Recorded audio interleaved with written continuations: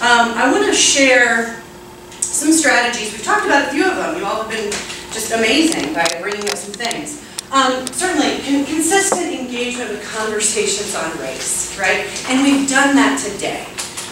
We've created sort of little communities here to have conversations, and I would encourage just that consistent opportunity.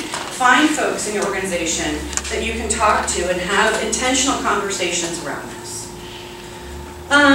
Going back to what we just mentioned, I think this is a really great quote. White racism is ultimately a white problem, and the burden for interrupting it belongs to white people. Like at this point, we have to take responsibility, right?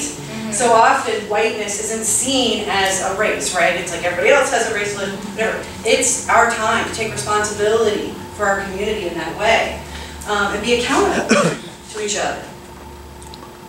Self-work and assessment, it impacts all that we do, right? And that can look like a lot of things.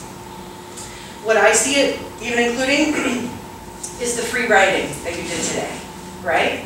Here's a word. Why did it trigger me? I'm just going to free write for 3 minutes and just sort of explore that. Did anyone have any interesting discoveries when they did the 3 minutes of free writing?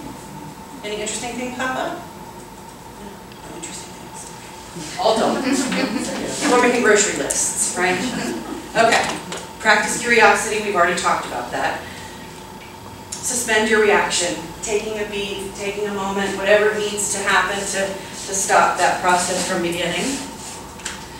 Huge. Accept that you will make mistakes.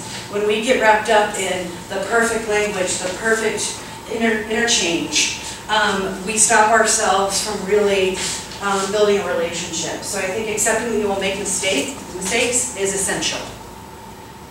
I love this one. And I've done it.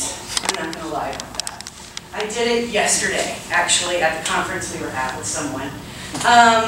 And I'm not happy about that. Avoid seeking validation from the person of color you relate to the most. I didn't do it with the person I relate to the most. But I did seek validation, right? I want to be put back up on that good white person pedestal, you know? And I'm not conscious of it necessarily, but I do. I have that social encounter, and then I'm like, oh man, I just so undermined the work I'm trying to do. So I think that's really important. Lastly, I want to share with you the resources I promised.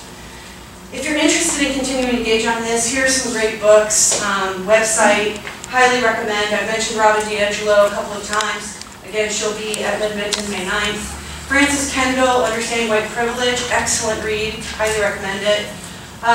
She doesn't specifically talk about white fragility. I think she actually wrote it in 2006, so before the terminology came out, but still really powerful work.